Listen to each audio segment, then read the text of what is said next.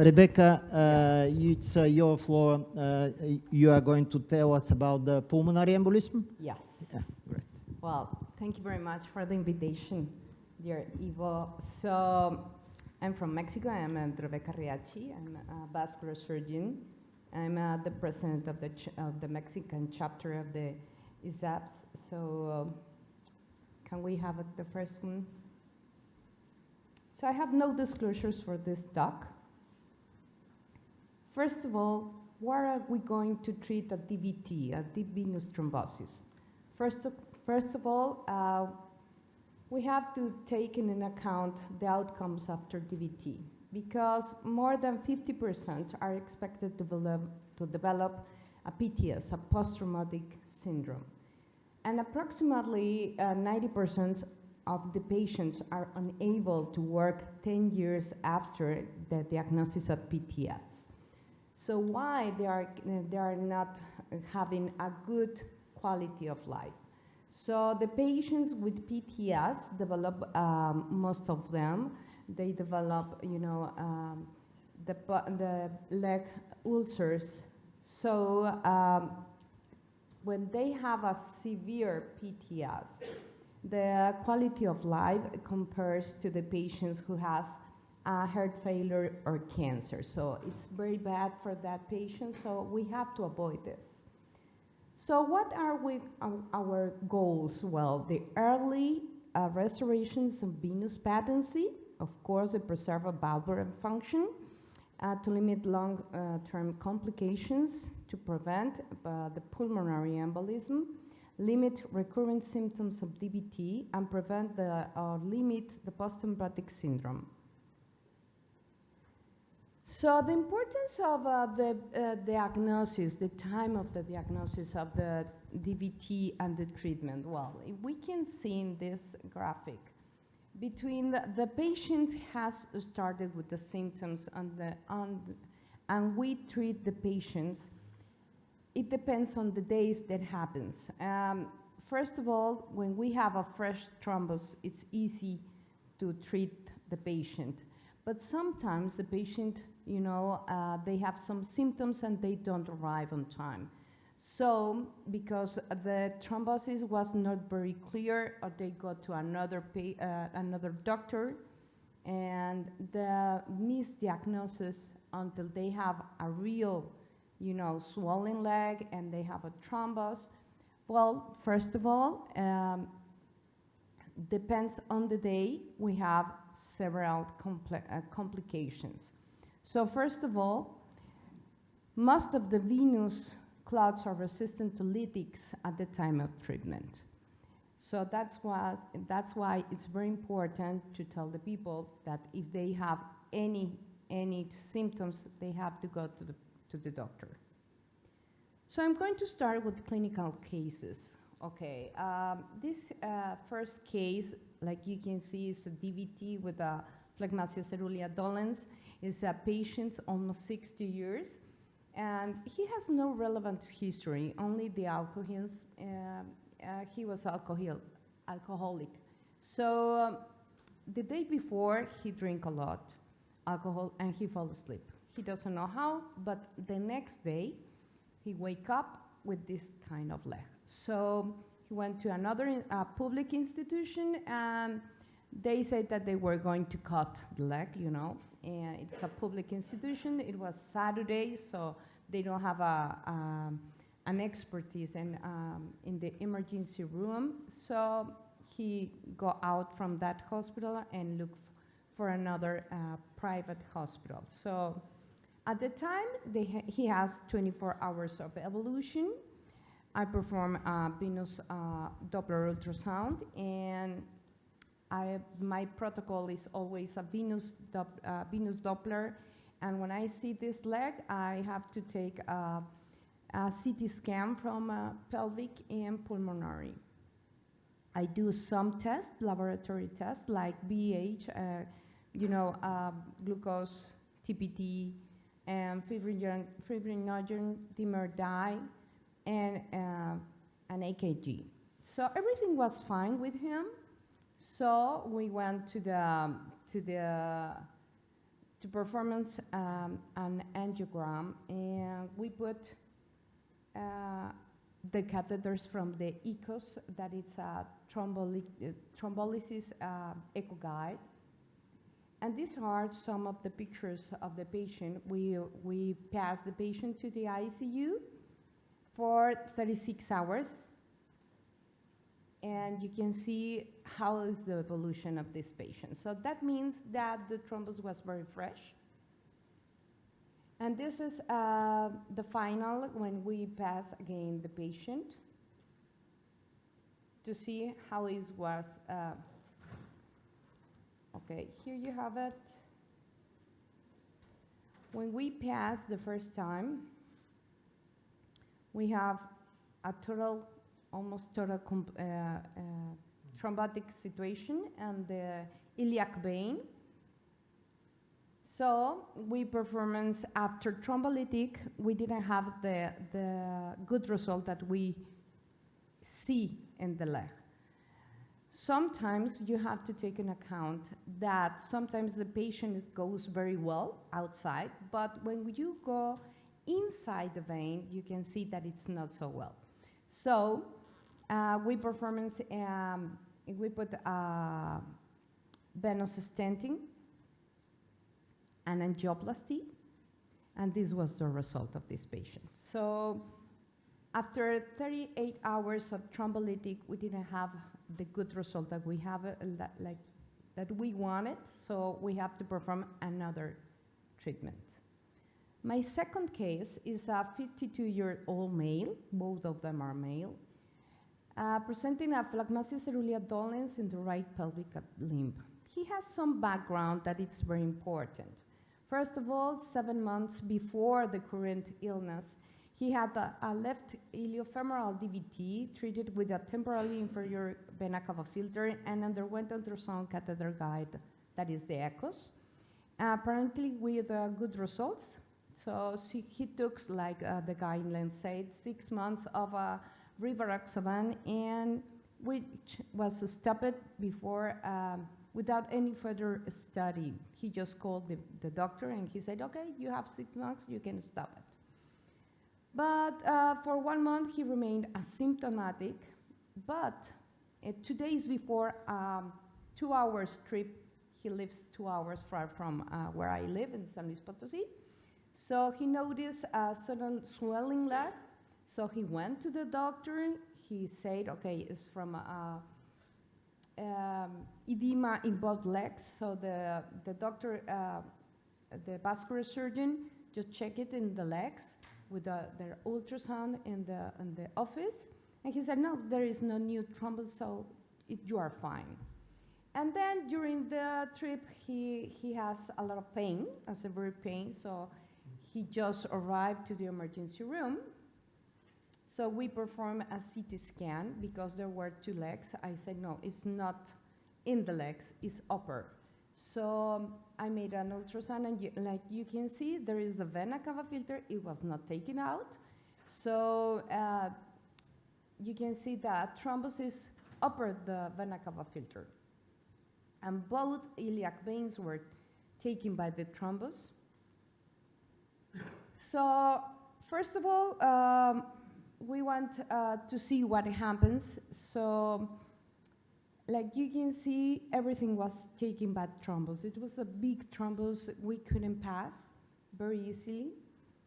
So first of all, we tried to make a hole through the thrombus. This is not, we have the patient upside down on the prone position. So we tried to do a hole with the penumbra system to try to aspirate more as we could. As you can see here, there is a small piece of vena cava, the vena iliac vein that we can go through, past everything else. What was the everything? It was the ECOS again. So we tried to do the ECOS because this was chronic and acute. So we wanted to have the patient as he was before. So this is the images of 24 hours and 36 hours. I always put the thrombolytic for at least 36 hours and low dose. So like you can see, it becomes better, but not as we want it. You can see both legs.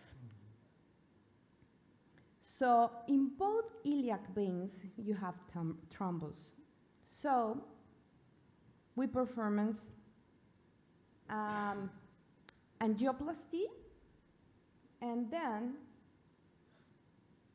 after the angioplasty, we have no better results, so we decide to put stenting, both iliac veins with the stents.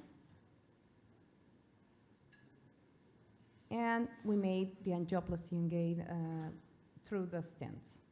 To open better the stents,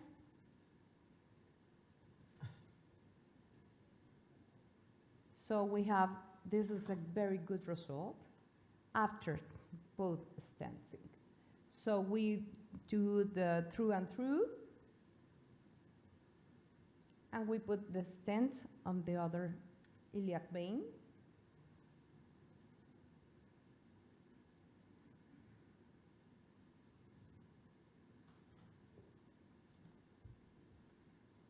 So if you can see the first and the last, we have a very good result. So we used 2 silver veins, silver vena stents. If you ask me why there are different measures, it's because I live in a small town. Well, it's a city, but it's not too big. So at that time, we didn't have all the material we wanted.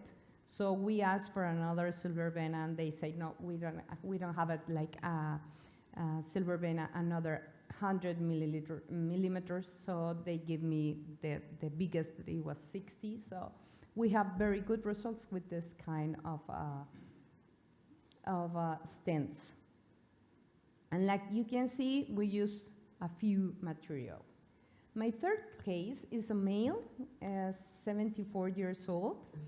He was diagnosed with diabetes for 3 years. He is under metformin. His history is a DVT on the left leg 12 years ago, and seen by a cardiologist who, with the placement of vena cava filter, in that time it was a trapeze, and he was put it on anticoagulation with warfarin at the beginning, and then he changed to rivaroxaban. He stopped going to the appointment with me the last 4 years. So he was diagnosed with benign prostatic hypertrophy with acute urinary retention, Foley catheter placed, and studied by urology. The catheter was removed 4 days before his actual hospital entrance, again with dysuria. And when going down the stairs in his house, he presents diaphoresis, pallor, dyspnea, and subsequent increase of volume of the left leg. Seen by urologist and placed again Foley catheter, and he comes to the consultation for pain of the left leg. A bilateral Doppler ultrasound was performed in my office, and I sent it to the emergency room for admittance. So this is the image of the right and the left legs from by ultrasound. You know, I always perform the ultrasound of the saphenous vein and the femoral common vein, and you can see that it's full of thrombus, both legs. So I performed a CT scan, and again the thrombosis until the vena cava filter. So we go to see what is going to happen with him, because I know it was something chronic and something acute again. So we made the phlebography, of the control of the phlebography, and you can see there is nothing. So this time we change our mind, and we have now angiojet there in Mexico. So we started with the thromboaspiration with that 8 French, the Salante catheter. And after trying to take all the thrombus of the vena cava filter, We have several passes of the angiojet all through the vena cava filter and from the iliac left leg. Like you can see, it is better, but it's not fine. So after 60 seconds of Celante, we change from the catheter Omni, that is 6 French. We puncture of the vein solio left leg. I always try to puncture as distal as I can, because even with thrombolytic or with these thromboaspiration catheters, you have to clean almost all the vein that you can. So these are the controls. These are the Celante on the right. And then the control, we have a better, but not fine. So we perform a balloon angioplasty.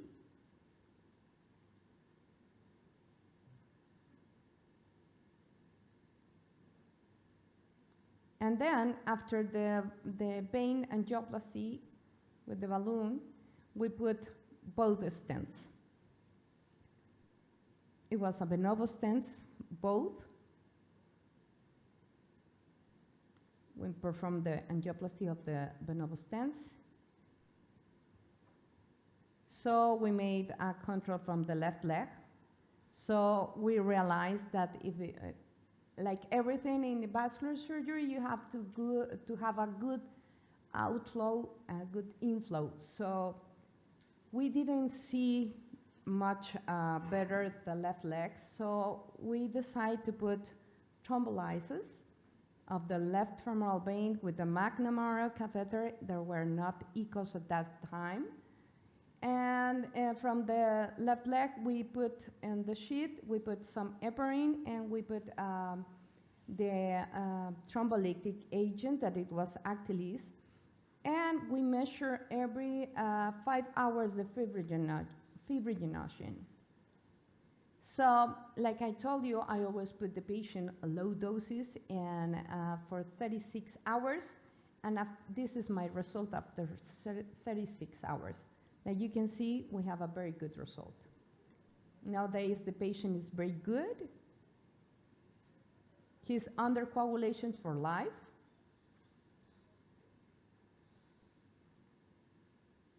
So my conclusions is the importance of early diagnosis. I think this is the key of a good result.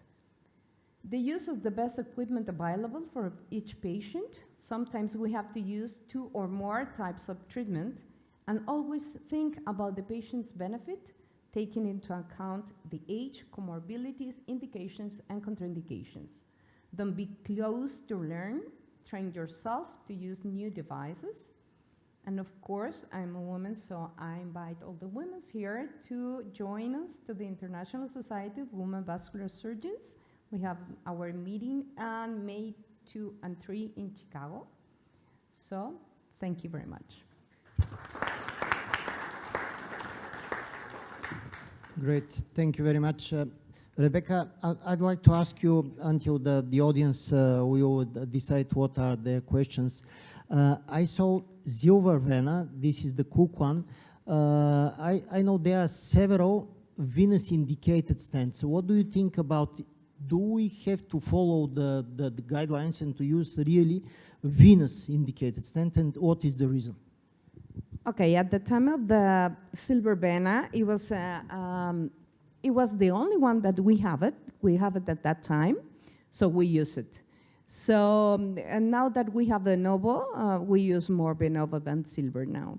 But there have some indications, but where I live, like I told you, is kind of far from Mexico City. It's like 5 hours by car and only 45 minutes by airplane, but I don't have all the material that I wanted. So sometimes you have to realize that you have to work what the materials are in your town. So because you cannot wait too much until the next day or the day before, and maybe they don't have all the sizes, so that's a problem there. So that's my, I know that it's indications and contraindications, and there are better stents nowadays, but sometimes you have to work with, you have to do whatever you have in your town. Thank you. In fact, there are several very important reasons to use really venous dedicated stents. One of them is mainly the radial force. Yeah. So the venous stent radial force is much higher compared to the arterial. There are several very simple reasons. First one, in many cases, the venous pathology is more resistant, and the vessel wall is really more resistant. It's not so much plaque that can be pushed aside and everything is resolved. And because of that, in order to keep the vein open, we need a really good radial force stents. And it's very important to use really a dedicated stents.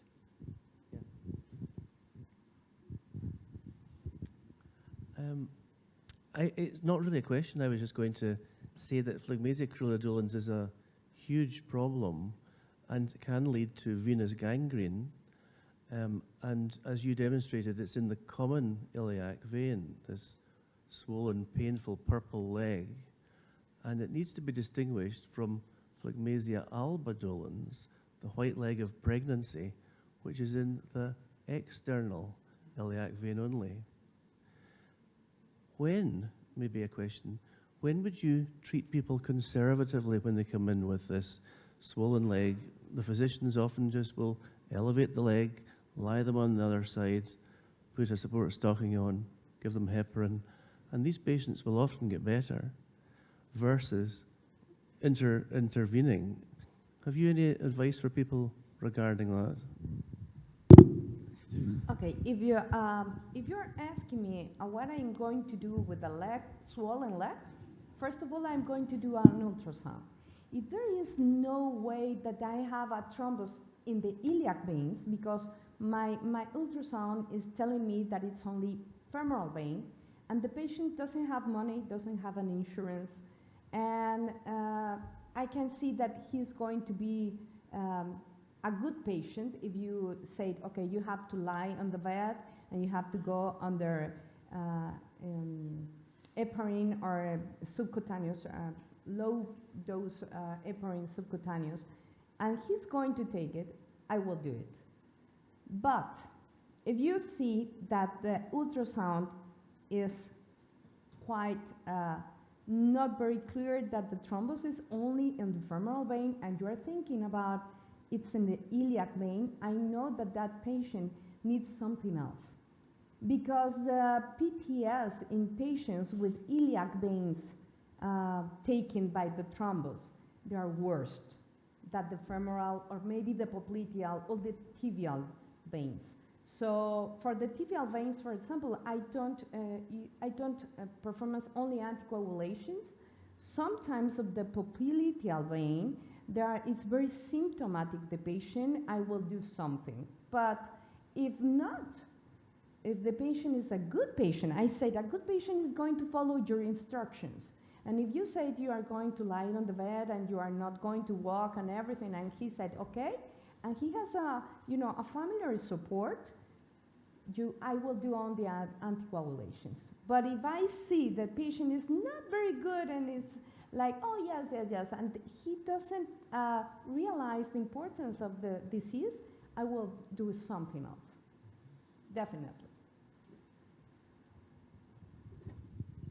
Congratulations. Yeah, the vena cava cases were really amazing. It's a huge challenge, yeah. Yes, it's a huge challenge, but you have to do it.